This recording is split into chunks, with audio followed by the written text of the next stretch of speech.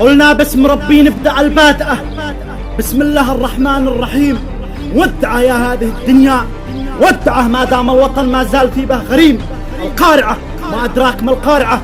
القارعة يا قعار القتيم لابد من يوم فيها الفاجعة. ما في أحد منكم بايخرج سليم، البعض منكم وصل فقطعه، والبعض منكم بايخرج عقيم. والله لو تهرب الأرض السابعة باتلاقينا في وريدك والصميم.